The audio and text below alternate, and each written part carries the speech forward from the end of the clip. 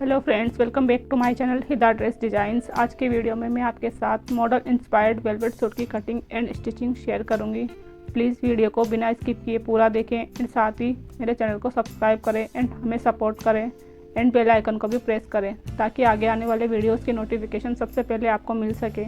हमारे फैब्रिक पर कश्मीरी वर्क के साथ साथ सीक्वेंस से डिज़ाइनिंग है एंड साथ ही हमें इंस्टाग्राम पर भी फॉलो करें। कुर्ती बनाने के लिए मैंने 3 मीटर वेलवेट फैब्रिक लिया है। इसके नीचे हम पेंट बनाएंगे। इसके लिए मैंने प्लेन वेलवेट फैब्रिक लिया है।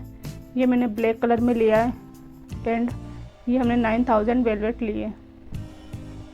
ये टोटल मैंने 2 मीटर लिया है। साथ में हम इसमें लाइक्रा फ्यूजिंग का यूज़ करेंगे। इसकी एक साइड प्लेन होती है एंड इसकी दूसरी साइड रफ़ होती है। रफ़ साइड से हम इसको फैब्रिक पर पेस्ट करते हैं। इसे लगाने से कपड़े पर काफ़ी अच्छी ग्रेस आ जाती है एंड कपड़ा स्ट्रेट लगता है। एंड इसके साथ हमने 1/2 मीटर लेस लिए। इसका यूज़ हम नेक में डिज़ाइनिंग के लिए करेंगे।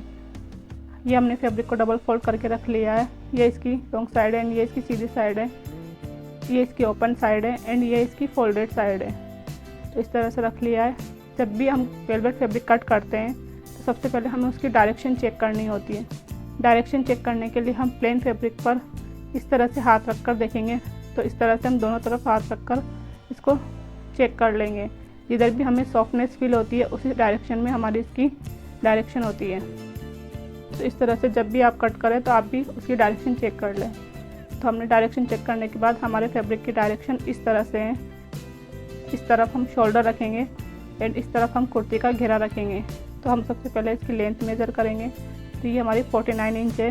इसकी फाइनल लेंथ हम 48 रखेंगे। तो 1 इंच का हमने इसमें मार्जिन ऐड करके हम इसको 49 पर मार्क कर लेंगे। यहाँ से भी हम 49 पर मार्क कर लेंगे। मार्क करने के बाद हम इन दोनों निशानों को आपस में सीधी लाइन खींचकर मिला लेंगे इस तरह से। इसके बाद हम यहाँ से शोल्डर की मार्किंग करेंगे। तो हमारे शोल्डर 7 इंच है तो हम 7 इंच पर मार्किंग कर लेंगे। देन हम यहाँ इंच टेप रखेंगे एंड यहाँ पर भी 7 इंच पर मार्किंग करेंगे। यहाँ हम आर्म होल की मार्किंग करते हैं। निशान लगाने के बाद हम यहाँ पर भी 7 इंच पर मार्क कर लेंगे इस तरह से। देन इन निशानों को आपस में मिला लेंगे। अब हम यहाँ से बस्ट की मार्किंग करेंगे। तो हमारी बस्ट साइज़ 40 है तो उसका 4 पार्ट 10 पर मार्क कर लेंगे। आप अपनी साइज़ के अकॉर्डिंग मार्क करें। यहाँ हम 2 इंच की लूजिंग इसमें ऐड कर लेंगे यानी इस निशान को आगे बढ़ा देंगे। इसके बाद हम यहाँ से 7 इंच पर फिर से मार्किंग करेंगे। यहाँ हम वेस्ट की मार्किंग करते हैं। हमारी वेस्ट साइज़ 36 है तो उसका 4 पार्ट 9 पर मार्क कर लेंगे। देन यहाँ भी हम 2 इंच की लूजिंग ऐड कर लेंगे। इसके बाद इस निशान को भी आगे बढ़ा लेंगे। इसके बाद यहाँ से हम 7 इंच पर फिर से मार्किंग करेंगे। यहाँ हम हिप की मार्किंग करेंगे। हमारी हिप साइज़ 40 है तो उसका 4 पार्ट 10 पर मार्क कर लेंगे। आप अपनी साइज़ के अकॉर्डिंग मार्क कर लें। इसके बाद हम यहाँ 2 इंच की लूजिंग ना लेकर 1.5 इंच की लूजिंग ऐड करेंगे। तो इस तरह से हम 1.5 इंच पर निशान लगा लेंगे। निशान लगाने के बाद हम इन निशानों को आपस में मिला लेंगे। तो अंदर वाले निशान को अंदर वाले निशानों से एंड बाहर वालों को बाहर वाले से। ये हमने मार्किंग कर ली है। ये हमारा फ्रंट पार्ट है। तो हम अब फ्रंट आर्म होल की कटिंग करेंगे। आर्म होल की कटिंग करने से पहले यहाँ कोने से इस तरह से इंच टेप को रखेंगे एंड 1/2 इंच पर निशान लगा लेंगे। निशान लगाने के बाद हम इस निशान पर आर्म होल की शेप दे देंगे। तो इस तरह से हमें अंदर की तरफ से लेते हुए इसकी शेप देंगे। शेप देने के बाद अब हम कुर्ती घेरे पर मार्किंग करेंगे। तो यहाँ हम 13 इंच की मार्किंग करेंगे इस तरह से। तो 13 इंच पर मार्क करने के बाद हम इन निशानों को इस तरह से मिला लेंगे। अगर आपके पास स्केल ना हो तो इंच टेप की हेल्प से भी आप इसे मिला सकते हैं। देन मार्किंग पर कटिंग कर लेंगे।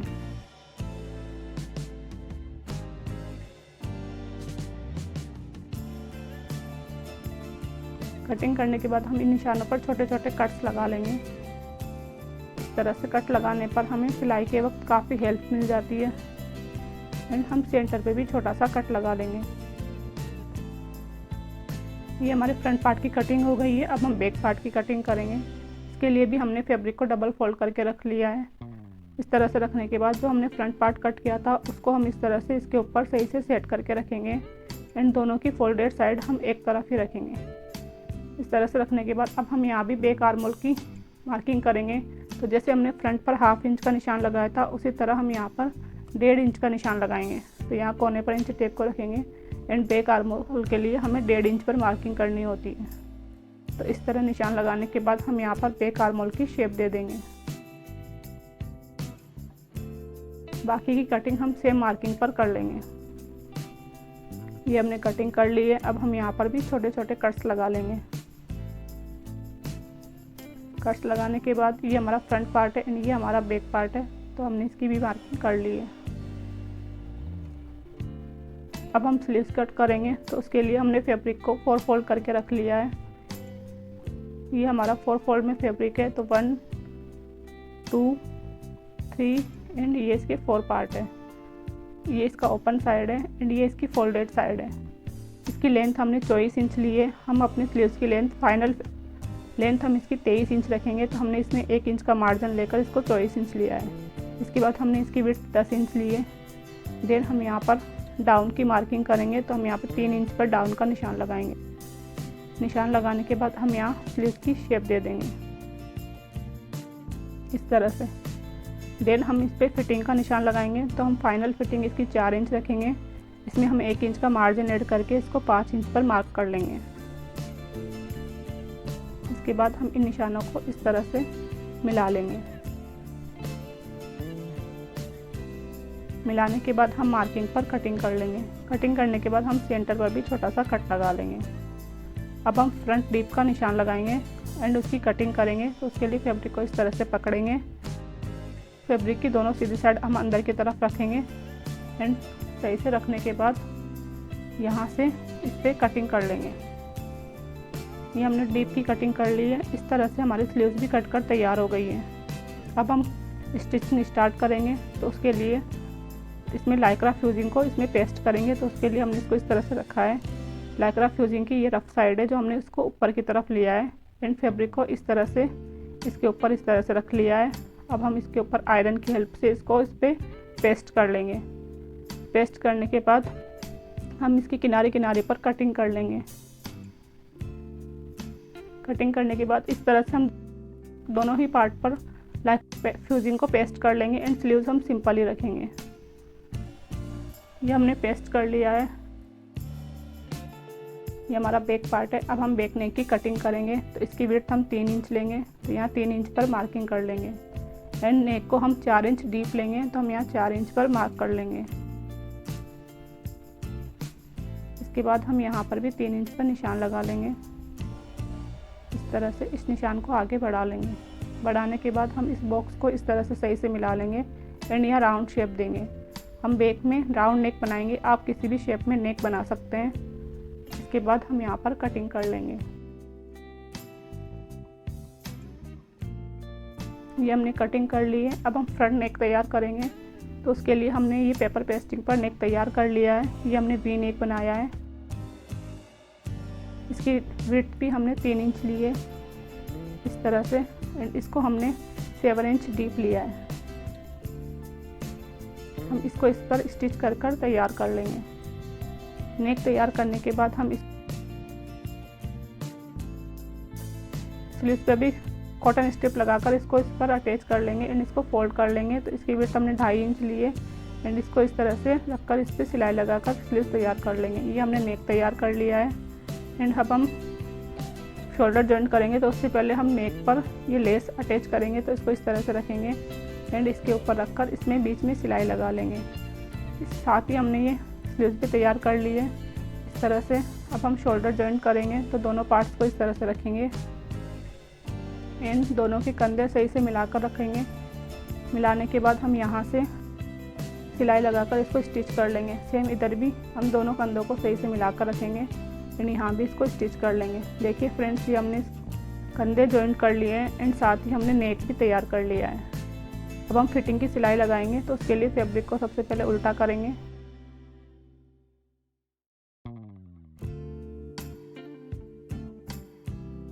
उल्टा करने के बाद हम यहाँ से सिलाई लगाते जाएंगे एंड हिप तक हमारी फिटिंग की सिलाई लगा लेंगे। सेम ऐसे ही इस तरफ भी सिलाई लगा लेंगे।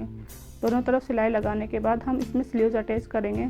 तो स्लीव्स अटैच करने के लिए हम इस तरह से स्लीव्स को रखेंगे एंड यहाँ फिटिंग की सिलाई लगाकर दोनों तरफ स्लीव स्टिच कर लेंगे। देखिए फ्रेंड्स, ये हमने साइड की सिलाई लगा ली, उस तरफ भी लगा ली है और हमने स्लीव भी तैयार कर ली है।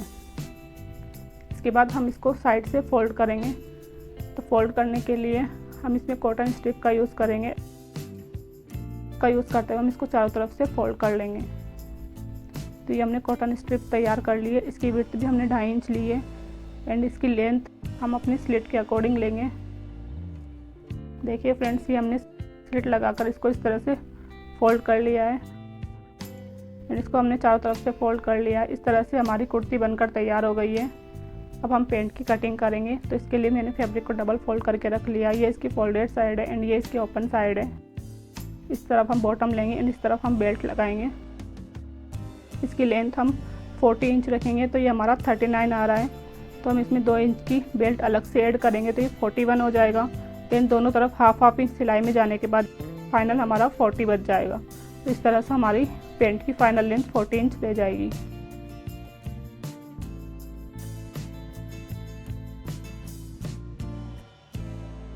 या हम जितनी भी हमारी हिप साइज़ होती है उसका 4 पार्ट प्लस 2 इंच पर मार्किंग करेंगे। तो हमारी हिप साइज़ 40 है तो उसका 4 पार्ट 10 एंड प्लस 2 यानी कि हम 12 इंच पर मार्किंग कर लेंगे। इसके बाद हम यहाँ पर भी 12 इंच पर मार्किंग कर लेंगे। हमें दोनों ही मार्किंग सेम करनी होती है। देन हम यहाँ पर भी 12 इंच पर ही मार्किंग करेंगे। मार्किंग करने के बाद हम दोनों निशानों को इस तरह से सीधी लाइन खींचकर मिला लेंगे। देन हम यहाँ पर क्रॉस का निशान लगाएंगे।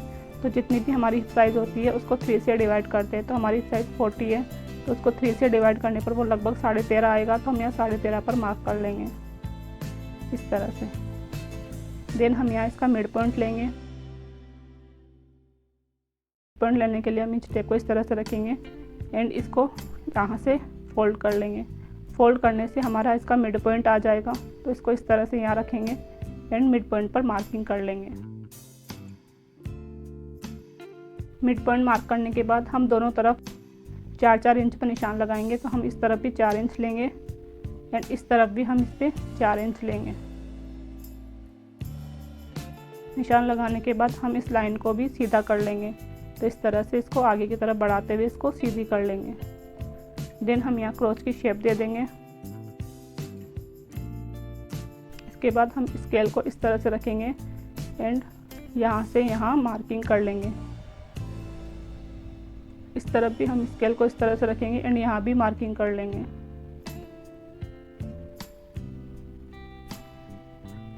ये हमारा फ्रंट पार्ट है।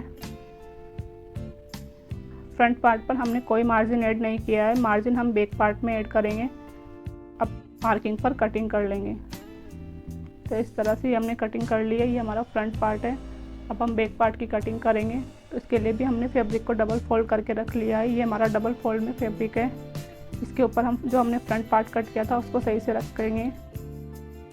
सही से मिलाकर रखने के बाद हम इसका क्रॉस मेजर करेंगे। तो जितना भी क्रॉस ही आता है, तो यह हमारा 1.25 इंच आ रहा है, तो जितना भी आता है उसे हम आगे की तरफ उतना ही बढ़ा देते हैं। इस तरह से हम बैक पार्ट की कटिंग करते हैं। इसके बाद हम यहाँ पर भी 1.25 इंच इसको आगे की तरफ बढ़ा लेंगे। बढ़ाने के बाद इस निशान को यहाँ से यहाँ सीधी लाइन खींचकर मिला लेंगे इस तरह से।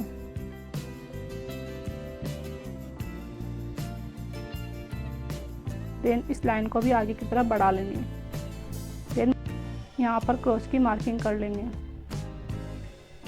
अब हम इस पर मार्जिन ऐड करेंगे। तो हम इसमें 1.5 इंच का मार्जिन ऐड कर लेंगे।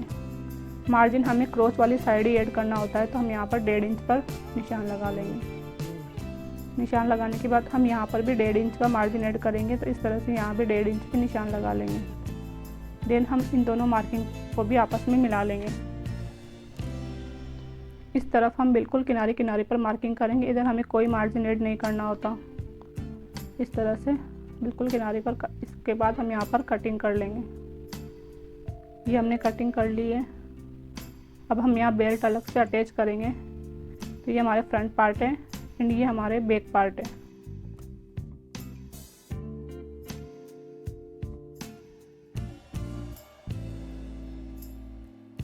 अब हम बेल्ट कट करेंगे। तो उसके लिए जितनी इसकी लेंथ आती है उसी के अकॉर्डिंग हम अलग से बेल्ट इसमें कट कर लेंगे।